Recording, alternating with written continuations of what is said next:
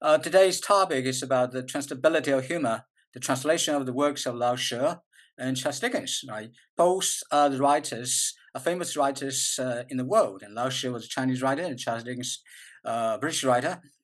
Um, my lecture consists of these chapters or these parts. First is humor and its categories, and then the second one is Chinese humor and English humor. They can divide into four parts. And it's chapter 2 or part 2, Chinese humor, English humor, and where Lao She and Charles Dickens met, and then translatability of humor. Um, I focus on two practice of translating humor. One is the culture-bound humor, that is bridging cultural gaps. The other is rhetorical paradox, or may say a humor made of rhetorics or rhetorical devices. So translating humor through rhetorical devices. And each of them I've raised one example from Lao She and the other example from Charles Dickens. So first, humor is categories. Humor is universal, and it's a literary device that makes readers laugh, relaxed, and we say the readers inspired. So that is a universal aspect of humor. The usage of humor for writers is to break the monotony, tedium in language and make reading enjoyable and reader refreshed. So in this way, here is example of how humor is make people make reading enjoyable and make reader refreshed. How humorous ways of language breaks the monotony and tedium. Here is an example from Charles Dickens. This is David Copperfield. The first chapter, when David, his great aunt, will visiting his home. But by that time, David still was not born. She was in the belly of in the womb of his mother. His mother. So his grand aunt was something like a kind of a little bit aggressive lady. So Charles Dickens, in order to create this kind of a little bit ironic character or through humorous ways. So his writing is like this. That is, she seldom conducts herself like any ordinary ordinary woman. Instead of ringing a bell, she came and looked in that identical window. Attention should be given to identical. So Charles Dickens does not employ same, but identical shows that is the woman. The woman is strict towards everything. Then the lady pressed her nose, her end of nose against the glass to that extent that my poor dear mother used to say it became perfectly flat and white in a moment. In fact, here, in an ordinary way, a writer should use entirely that she pressed her nose on the glass so that her glass became entirely flat and white in a moment. But Charles Dickens make it ironically use perfectly. That perfectly breaks the tedium of language, because normally perfectly symbolize something beautiful or something good. But here, if one press her nose against something, her nose become flat and white. It must be painful, right? It's not something beautiful. So here lies Charles Dickens' use of language, use perfectly instead of entirely. In this way, he break the monotony and tedium of the language. That lies humor. And a category of humor, we can give four kinds. The first is culture-bound humor. Normally, we translate this kind of humor or understand this humor through the culture-loaded words. Then I will raise example. And another one is we say stylistic humor. That is through the writer creates humor through discourse or through syntax, such as perfectly flat rather than entirely flat. The third one is rhetorical humor. the writer use rhetorical devices. For example, alliteration later will be explained in the lecture. And the last one is narrative humor, a visual storytelling. Normally, there is unreliable narrator. Recent example still from Charles Dickens, his novel we named A Christmas Carol. That is short fiction, but at the beginning, the narrator tell readers, I think that it's Marley was dead, and then people will say the Marley is dead. The information is appealing to all the readers, but but after pages, readers may find that is in fact the Marley is dead. The information is not totally related. Is not very important in the story. So here, the narrator play a game with readers. We call this kind of narrator is unreliable narrator. So in this way, it's the narrative humor. As the time limited, we only discuss the first one and the third one, the cultural bound humor and rhetorical humor in Charles Dickens and Lao She, right? And then and translation humor, I just mentioned a little bit. So that is the reproduction of cultural words, cultural loaded words, style, syntax, rhetorical modes and effects into the target text. For the first one, that the cultural bounded humor, we should bridging the cultural gap, focus on the cultural loaded words in source language and how to reproduce it in a target language, and representing stylistic humor that is focused on discourse register, sometimes register, that is with the field of words, and reproduction of rhetorical effects rather than rhetorical devices. Because sometimes in one language, one rhetorical devices may not be found in another language. So in this way, we recreate rhetorical effects rather than the device itself. Example, I show example, right? Translation of cultural bounded humor. For example, in Chinese, when the Professor Hill would get familiar with this phrase in Chinese we have a phrase means a miserly person. We use 吝啬鬼 or 小气鬼, right?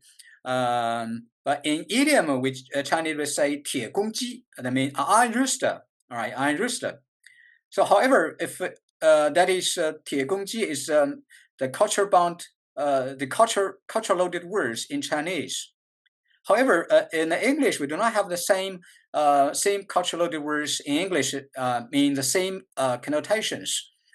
So if we translate it to 铁公鸡 into iron rooster in English, it means totally different, because a rooster sometimes means a person who is something self-conceited, or we say a conceited person, right? So also self-important person.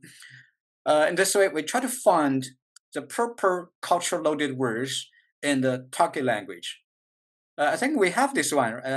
We can find it, because some cultural connotations, different cultures, different language may share the same cultural connotations, but in fact with different words or expressions. So this way, we have this still in Charles Dickens, right? Because I just use example in Christmas Carol. There is a Scrooge. Scrooge is a character in Charles Dickens' Christmas Carol. Scrooge is a miserly person. So if we say in English, we say someone is Scrooge, that means he's a miserly person. So that is the equal reproduction of the Chinese culture bounded words of 铁公鸡, right? Iron rooster, right? So in a culture bound humor, we translators should focus on how to reproduce the culture loaded words in a source text or source language. Then the second part would be the Chinese humor and English humor, right? And the Chinese humor,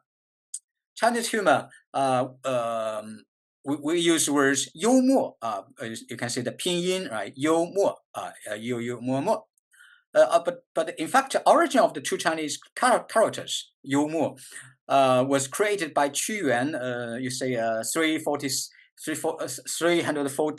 BC, right? He was born, an ancient Chinese poet, Qingjun, right? He first used two words, but two words doesn't mean humor. That means in more than 2,000 years before, 幽默 in Chinese means 幽静, means seclusion or tranquility. So it has a long history, but doesn't mean humor. But in ancient Chinese literature, we use 滑稽 or 诙谐, similar like burlesque or facetiousness in Chinese as humor, as to express the meaning of humor. The first use is 滑稽, written by 史记, all right, we call the Sima Qin, was writer and also historian, famous historian in the 1st century BC. 史记 also named records of grand historians. But the modern use of humor, that means modern use of 幽默, right? You may know that is translation from English. Really, 幽默 in Chinese is a translation from English language by Chinese writer and translator, right? I just mentioned him, Lin Yutang, right? In 1924, he was a Chinese writer and translator. His English novel I just mentioned, A Moment in Peking, published in the United States in 1938. It tells stories of Beijing in the first half century in 20th century. Lin Yutang, right? Lin Yutang, so he emphasizes 幽默 or humor, Chinese humor, the quality of being amusing through witty remarks, laughable but meaningful. Laughable, that means the words makes reader laughable. Still, people's mind or readers' mind get inspired, and with profound thoughts of meanings. So in this way, Chinese humor should not be equated solely with ridiculous and laughable meaning, but with profound truth. That is we called also by Lin, right? And so humor, Chinese humor, we must say, contrary to common sense, that is the style of the expression, but refreshing. That is, the meaning makes people feel refreshed. All right, what we call in Chinese, 情理之中，意料之外. Right? I'll take an example, Chinese example, right? In Chinese, in ancient Chinese or in many years ago, Chinese still use steel yard, something like a scale, right? A scale made of rod, right? So there is a tiny sliding weight like in a scale, can balance 1,000 kilograms. And what is contrary to the comments is that a tiny thing, a tiny sliding weight, normally, right, of the common sense that is, we say a tiny thing, a large things or large objects should be better or should be good, but tiny goods or tiny things should not normally should be less important. So here in this sentence, a tiny sliding weighs 1,000 equals 1,000 kilograms. So in this way, there is inconsistency that contrary to normal standards, and that is shows the importance of a tiny thing. In this way, here the humor is created. In English, you also have the similar sayings. We discuss. We say next page. English humor also has a long history, right? Humor is a vital part of British humor. When I began to study English, I learned English people are humorous people. So they would say something about the weather, say something about umbrella, and to create something of humor, right? So in literature, culture, even in politics, humor is not born with. but it's cultivated. How to? I give we say trace back of the we say ancient humor that is from the Greek, and it means a body fluid and a juice in human bodies. Later, it referred to the tempers. So gradually, in Renaissance, during the Renaissance period, humor came that is Greek humor became the English or other modern European languages, and it has a lexical, syntaxical bioassociations. What is bioassociation? That is have more than one meanings. This ambiguity makes laughter. Let us show example. So modern humor was coined by Terry Eagleton. This is a famous, English scholar who also wrote a monograph, means the art of humor. Give a keywords of humor that is incongruity, that is inconsistency or lack of harmony, lack of consistency between words and phrases, and between content and styles. So the writers should use different kinds of technique to create this kind of incongruity. Whenever a writer in his writing we have a stylistic inconsistency. For example, I just mentioned the entire use the perfectly flat and white. That is perfect is inconsistency with the words white and flight, because white flight is something painful, should not be used normally, should not be modified by perfectly. And register disagreement. That is, the words are mixed with the different kinds of field. Some that is informal words, I would say, coincide with the formal words. That may cause humor, and also rhetorical inappropriateness. That is, the rhetorical device, it seems wrong here, but in fact, Charles Dickens may use some wrong rhetorical devices to create humor. For example, here, not Charles Dickens, but we say of Pride and Prejudice, Jane Austen. This is a famous line, or famous, I would say, first line of Pride and Prejudice, right? It is universally acknowledged that a single man in possession of good fortune must be found a wife, right? So, we see the incongruity line that the first part, the first half of the century is very formal, right? It's universally acknowledged. It seems in now the second part we say something. We say Newton's theory, Newton's science theory, right? Or say something about some politics, right? Some politics of some political teachings or something like this, because it choose universally acknowledged. But in fact, this kind of formal expressions followed by the first half the style is formal, and the second part you might say all the phrases like single man in possession of good fortune, right, or in vital wife. I would say these are phrases, and they are a little bit kinds of colloquial English. But the first half is formal, and the latter part is informal. This kind of contradiction cause incongruity, and then the content is still ridiculous. That is, it seems the writer Jane Austen would say something. I would say political things or some scientific things like Newton's theory or something a little bit like this. But it tells us that what a single man in possession of good fortune must be unto wife.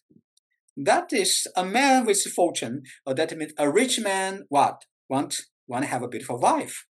So that caused the incongruity. And this kind of humor was created by Jane Austen in his first line of the novel. So that it. So how to translate it? I read a number of Chinese version of Jane Austen Pride and Prejudice, and some of them some of them we say fail to recreate this. They created this we say the meaning, but they fail to create the we say the humor, the humorous art of Jane Austen. So this is English humor. And then Lao She and Charles Dickens. So, yeah, why I choose Lao She and Charles Dickens? Lao She, also named Lao She, right? A modern Chinese writer. He was renowned for his Beijing local color literature. We call it 京味文学, right? Rickshaw boy, we say Chinese mean 骆驼祥子. That is, Lao She taught Chinese literature in London for 5 years, and also Lao She was a Christian. Lao She, we say, converted into Christianity in Beijing, right? In 1922, probably, right? And then he was introduced by a priest to London, to University of London, and taught Chinese there for 5 years. And also, Lao She lived in London, right? And now that and Charles Dickens, right? I think English readers get familiar with Charles Dickens, right? He was a famous Victorian writer, really known for his learning stories. Two pictures. This is Lao She's, we say, English heritage. That is, we say, St James Gardens in London, where Lao She lived in London, right? And that is also Lao She read Charles Dickens. There is another aspect that Lao She's novel, Lao She's Chinese novel. We can find some Englishness or English style in his Chinese novel, that he was influenced by English. And the two writers match? No, really not, because when Lao She was born, Charles Dickens had died. And but however, the two writings, Beijing narrative means learning stories. That means Lao She met Charles Dickens novels. There's Lao She read English novels. Now here, a passage I quote from with the Chinese media. That is, it says that Lao She read Charles Dickens, and he respects Charles Dickens novels, right? I also think that Charles Dickens is humorous writer, right? And this picture is Lao She's memorial, that is in Beijing, right? So I would like to, I would like to invite, we say, Professor Hill to visit Lao She's memorial when you next time you come to Beijing, right? And that is Lao She's story, right? And Lao She's English influence in Lao She's novels. For example, in Lao She's novel, he says, 一个月亮挂在天上, put into English, a spring crescent moon high in the sky. So we Chinese never say 一个月亮. That means we never say a moon, right? That is, we say a moon, 月亮挂在天上. And also, Lao She is influenced by English apostrophe s. That is, English apostrophe s can that is sometimes can use with those. For example, say Master Qian's the killing of Japanese soldiers. That is a gerund, right? Gerund. Apostrophe s can follow by a gerund phrase. But Chinese never says it in this way. 钱少爷得摔死了一车日本兵. But we Chinese never say this in this way. There are similarities between Lao She's humor and English humor. For example, Lao She has produced Mr. Ma and Son. Mr. Ma and Son. We call it Arma. It says Mr. Ma was first idle man in London. He wouldn't go out when it rained, when it was windy, or when it was foggy. So all the three phrases are parallel. So the first one, idle shows a person is we say not be respected, right? But the story is respected. You say parallel when it rained, when it windy, when it foggy, right? So this is a similar way, like which is syntaxical humor in English. So that is why I choose Lao She and Charles Dickens. Okay, I've speed it up for my pace, right? So the translational humor should be we say should be focused on his we say should be focused on the mechanisms of humor in Chinese humor in English language, rather than the meaning of words. So in Chinese humor, we emphasize solemn in content and muting in form. That is a tension between story and style. English emphasizes incongruity between story and expressions. For example, good things comes in small packages. Good things come in small packages. This is an American idiom. I show that is I would say good things may be presented to you in small package. But this is here humor lies in incongruity or conflict. That is, people would believe that the big packaging means good things. The reproduction, the weight in humor, the congruity between good and small. In Chinese, we put it in a way that is 小个的都是精品的, all little things are the best. Or using the other one I just mentioned, that is a tiny sliding weight of steelyard, blah, blah, blah, right?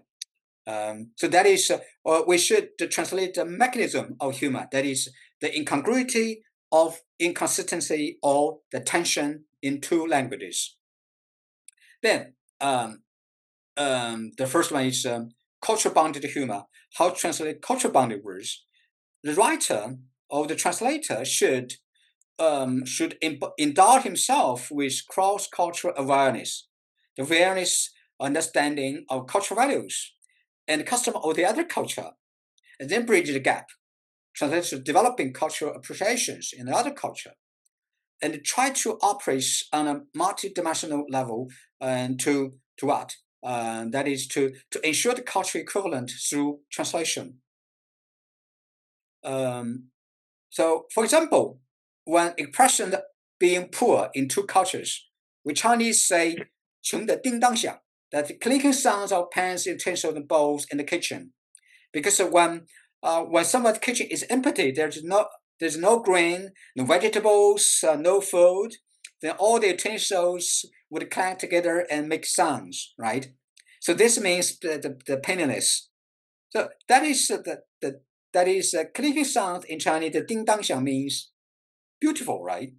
However, that is the beautiful voice, beautiful music, and the penniless shows contradictory. And here lies, we say, the mechanism, or we say the mechanism of the we say being poor of the humor. But in English, we never say this way. If we say put this word by word, word for word into English, the English people would not understand. So how to understand in English? We should try to find bridging the gap. Try to find the the English ways of the cultural the cultural loaded words. In English, we have another phrase that is as poor as a mouse in the church, or as poor as a church mouse. Because a church or cathedral always say magnificent building architectures. A mouse may think that is beautiful architecture. There must be a lot of food, right? However, a church, people make prayers where people make prayers, so they have no food at all. So in this way, we have it cannot find food in the church. In this way, the Chinese cultural loaded words produce humor was correctly or properly translated into English cultural loaded words. And then that is Lao She's novel. In Lao She's novel, Lu Tuxiang, they called Rickshaw Boy. I say something about the story. That is the heroine, Hu Niu. That is the lady. The girl's father was owner of a rickshaw company, and then the boy, rickshaw boy, he rented a rickshaw and the pulling rickshaw for passengers and make a living. So in the eyes of the heroine's father, that the rickshaw boy Xiangzi was poor people.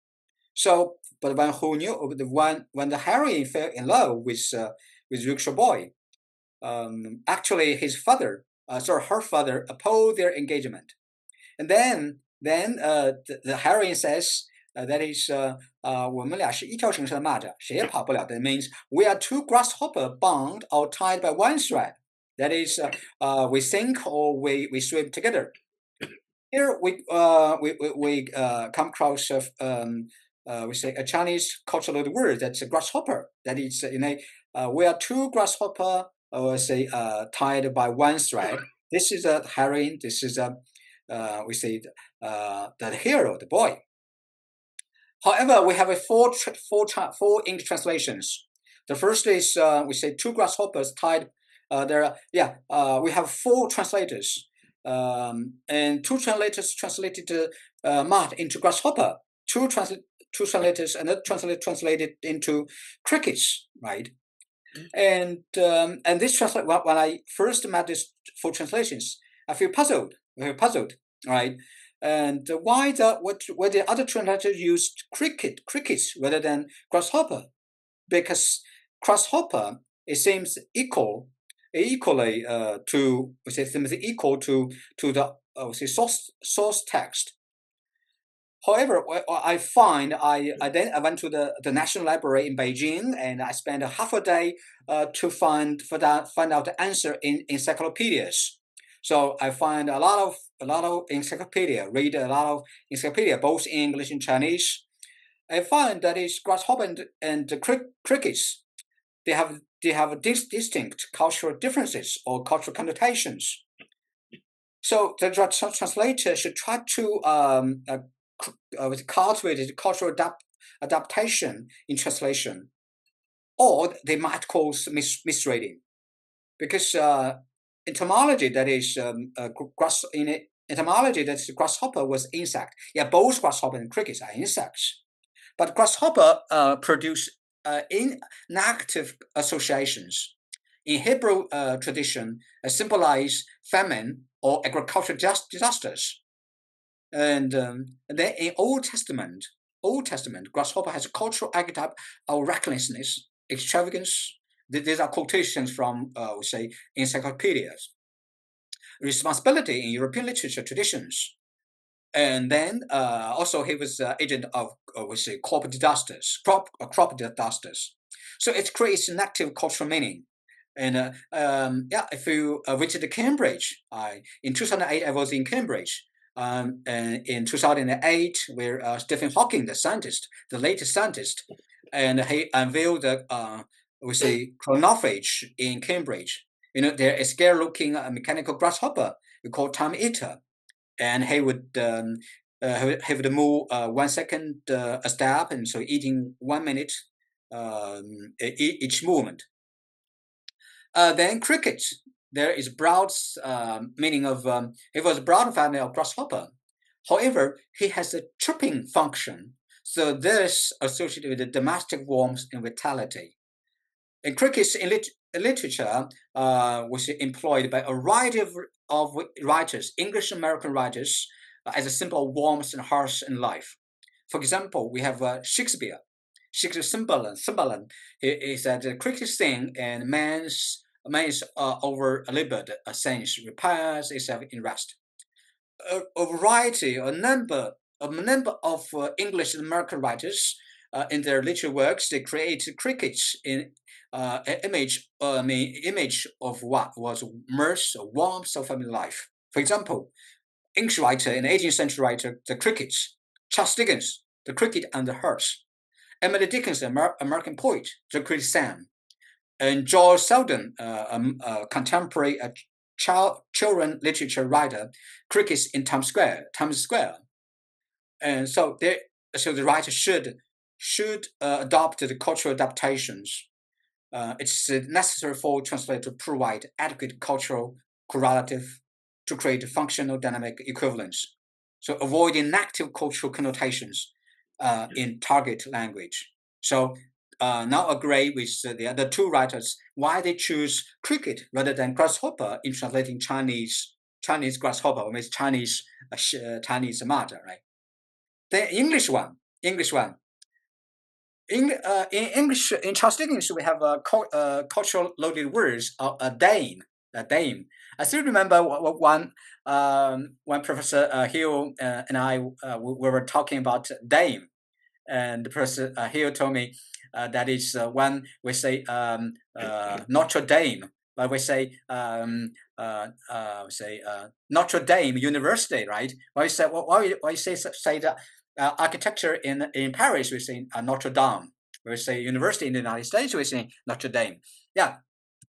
And here, a dame and a housekeeper, there's a conflict, or we say incongruity, caused the humor in Charles Dickens.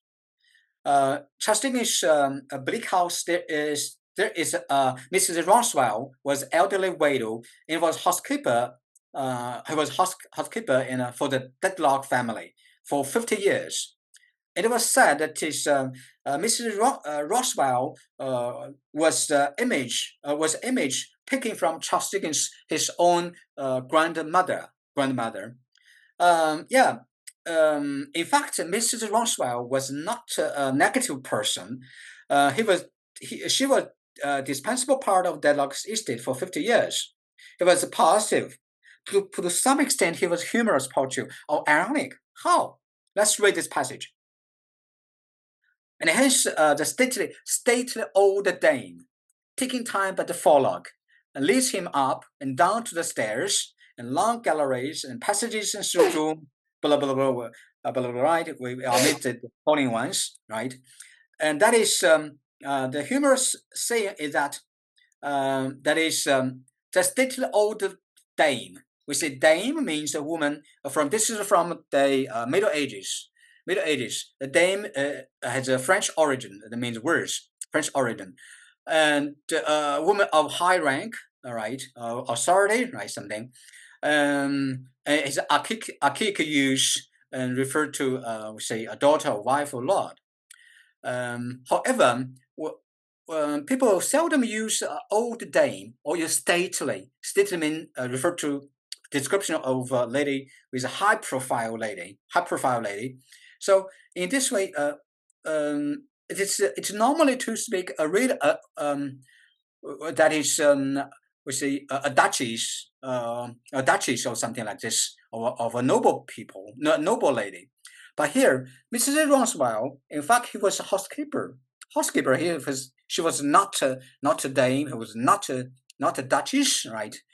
Charles Dickens, implied this way, try to create the contradictory, the incongruity between, we say, a noble lady and a woman of housekeeper. And then we have three Chinese translations. So we see all of them, to some extent, they do not. They have created the meaning of the story, but the humor was lost. And there is also another culture-loaded word that is take time by forelock. This is by Phaedrus. That is we say a Greek writer, a Roman writer. How incongruous we say the cultural words is. Charles Dickens' humor lines is incongruent between Roswell's identity of housekeeper and her image of dame, because image of state-old dame. So in my translation is that we put into Chinese 派头十足, and it probably means a high-profile woman, all right, and against housekeeper's identity. Her efficiency of housekeeper, taking time by the forelock, that means catch time, and manage everything is well done. That is his identity, his job as a housekeeper. And however, Charles Dickens used adjectives to symbolize him as a stately old dame. Here lies a contradictory or incongruity. Some translators failed to reproduce taking time by the forelock. This is Phaedrus in the 1st century AD, a Roman writer. And at the beginning, in the origin, that the Roman writers, they use opportunity, that is taking opportunity by the forelock. That opportunity is described as bowed. His head was bowed, except for a long forelock. There is only one lock of hair on his forehead.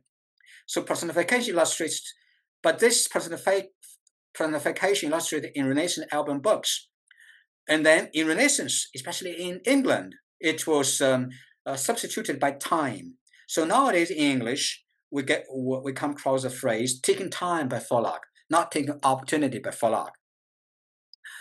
And right, and the iron lines hypocrisy of upper society. That is, a woman, a housekeeper, was stayed in a rich family for 50 years, and he got the air of stately dame, stately old dame, not an air of a housekeeper.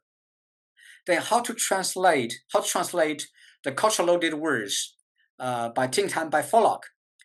The three Chinese translations feel puzzled to translate the taking time by the forelock, because if we put it into Chinese, 抓住时间老人前额的头发, that means putting an old man's hair is counter to Chinese culture, because Confucius ideology respect the elderly and care for young. So we put into putting old man's hair is contrary to the Chinese culture. However, if a translator is good at cultural adaptation, they may try to find ways to bridge the gap between two cultures.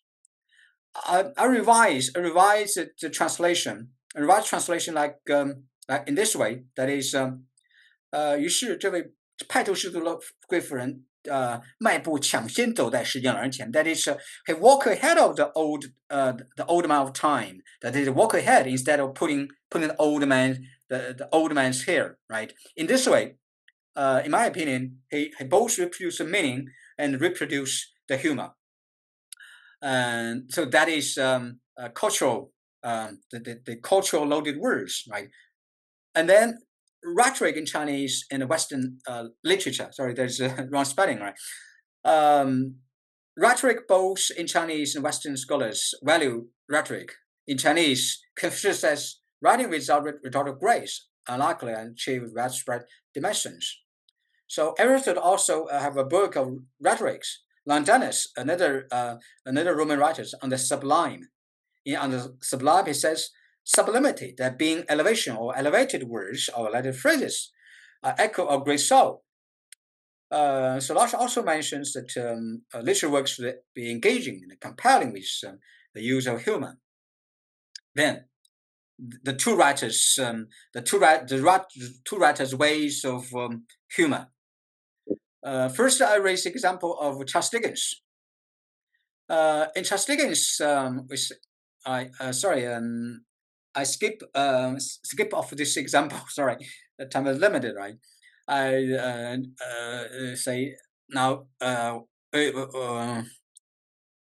Right, we skip to Charles Dickens' use of polysyntheton. Polysyntheton is old rhetorical device that is borrowed from Bible. It first appeared in the Hebrew Bible. Hebrew Bible translated in English, and the Hebrew polysyntheton was translated and remained in the English Bible, right? And here, Charles Dickens' Down Sun, he described there are frosty fields and coal houses downhill, and dusty heaps, and. That repetition of and or other conjunction words. However, in the origin of the polysyntheton is what? Have a piling up, give a list of piling up, and so that the sense of being secret, elevated, and the reader might feel overwhelmed. But the origin, you may find that Genesis, that in the Bible, we have the example of the use of repetition or polysyntheton with and, right? And however, we see that the origin of the polysyntheton is to give a piling up of the same of similar category. That is, the and, the use conjunction of and to connect something that of the same kinds, same kinds. However, in Charles Dickens, we might find the and connect with something. Some are beautiful, some are ugly, some we say filthy. For example, coal houses and downhills, and dust heaps. There's something dirty or something filthy. And in this way, we say it's contrary to what we has contrary to the origin of polysystem. That is, we called incongruity between rhetoric and ideas. That is a beautiful polysystem rhetorical devices used for something ugly. There lies the contradiction and lies incongruous humor. How to reproduce this? Right? I found the Chinese translations they fail. All the Chinese translations fail to reproduce the rhetorical humor in Chinese. The Chinese writers, translators, they have reproduced the meaning of Charles Dickens, but humor is lost. So I think over and over, and then at last I find a answer. So here I would share first share 1 minute of a Chinese song. I try to share a Chinese song, right? So moment. I wonder just a moment. How to share? All right, I don't know how to share. How to share the Chinese song, right?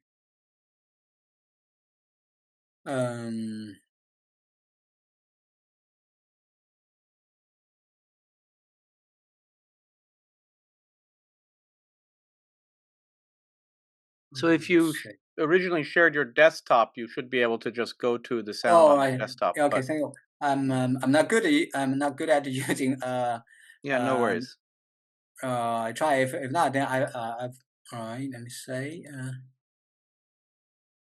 sorry. Can I sorry? So I don't know share. Oh, I see. Right. Yeah, you should Okay. stop I see. sharing I and then see. reshare. All Yeah, right. okay. I see. I see. There you go. Okay. 1 second.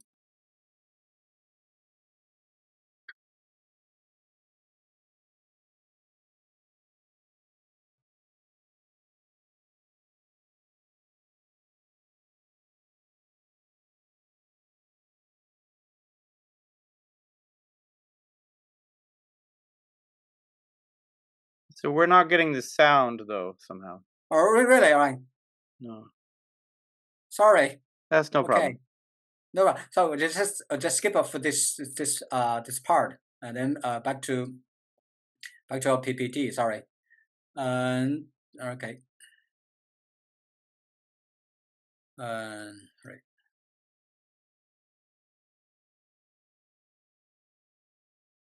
Then from the song, from this Chinese folk song, I learned something that is we can reproduce the Chinese, right? I think we say Professor Hill, who you're studying, we say the historical linguistics, right? So in Chinese language, right, we have those of mirror words. Mirror words in Chinese we say 量词, right? 量词. That is a repeating of Chinese words. Just in the folk song, we have those 一片片 or 一座座, right? That is the Chinese mirror words. And not only it is a give a rhythmical or musical song, musical beauty, and also give emphatic. In this way, this creates kind of beauty and this kind of beautiful form or beautiful linguistic style, and connect with those we say chaos. That is the description of cow houses down hills. That is something ugly and the style beautiful. Then recreates the incongruity of English humor. And yeah, there are many say examples of this repeating of mirror words. So in this way, I put it into Chinese. All right, I will read Chinese. 一排排的牛棚. That means we put into that is the end. We omit the end, then put it rows of houses, or piles of dunghills, of patches of what patches of dung dust heaps, and lines or lines in line. You can also use repetition, lines in lines of ditches, and plots and plots of gardens, and so on and so forth. In this way, the Chinese way of we say repeating Mandarin words recreate the English polysyntheton, right? Okay, I will finish in 10 minutes. And then Lao She's 四世同堂 we call the Yellow Storm. This is a story about average people in Beijing in 1930s and 40s. And in the story, Mrs. Ray Feng, or here use she, is that she was not only a model of flesh, but a model of selfish flesh. This translated by Ada Pruitt. This Ada Pruitt was a born American missionary family and raised in Chinese village, right? And she got a close relationship with Lao She, and also she was working in Beijing Xiehe Hospital in the early 20th century. Yeah, she got good knowledge of Lao She's rhetoric, and he tried to use climax, the rhetorical ways of climax, rather than not only but also to reproduce the meaning. So here he used rhetoric of repetition, amount of internal rhyme. Here like internal sh, the internal flash she sh, flash she sh, and selfish. This is all called internal rhyme. So the internal rhyme and repetition always in poetry, it can create something beauty, right? Something beauty. And however, we say Pruitt, who omit the latter part of the Chinese. That is, he failed or omit to translate the second part of the phrase.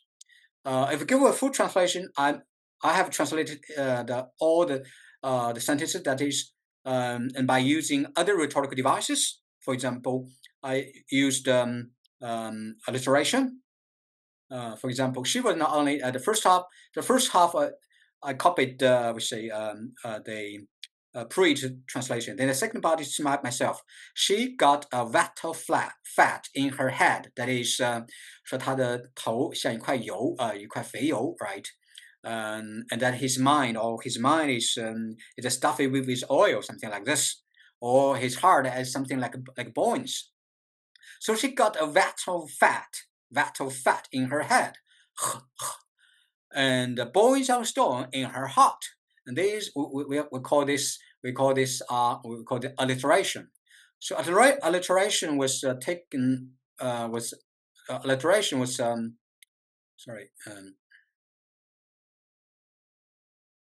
alliteration was has a long history in both English literature, such repetition of initial consonant. For example, the title Pride Prejudice, and this alliteration. So alliteration gives us a sense of forcefulness, and use a forcefulness, a beautiful rhetorical device to modify or to describe something dirty or something ugly. In this way, that is incongruity is produced, and in this way, the humor is reproduced. Also, internal rhyme. And we say, like in Macbeth, Shakespeare's, we have double oil in trouble. That is internal rhyme. So in this way, by reproducing the original meaning in the source text, but using we say the alliteration and internal rhyme in target text in English, we created incongruity, and then we created the humor in the target text. All right, that is okay. So through the rhetorical paradox, we use rhetorical paradox to create incongruity. So in this way, we have we have submerged, that is reversed what Landetta says sublimity. I call great soul. Similar like what we said in James Joyce Ulysses is a parody, right? Okay, that's we give a summary of my lecture. So humor is universal in cross culture in both Western say language and in Chinese language. Is an internal component of a culture. when we come across, when translators come across cultural bound humor, that a translator should endow himself with cross-cultural awareness. So cultural adaptation, try to bridge the cultural gap, and try to find the cultural correlative, and try to find make the translation a dynamic equivalence for humor in a target language, and focus on the cultural loaded words, reproduce cultural loaded words in the target language. Then, in translated humor, that is Chinese and English humor exist both discursive mechanism of incongruity between story and expressions.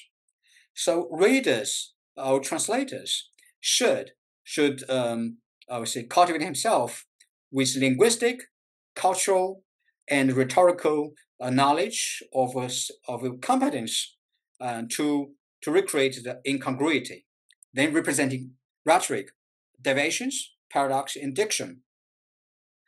In this way, translation that we should not focus on the words itself, but on the mechanism of humor.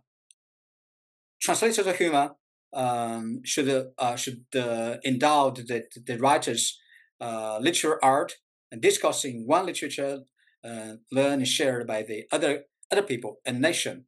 Then understanding this incongruity of humor in their art, it's very important to enhance the art of translation, to push both Chinese and English literature shared by readers. In this way, the reception of Chinese literature in the world and became more and more prominent, and the Chinese literature going global and should be to be enhanced by the Chinese literature discourse going global.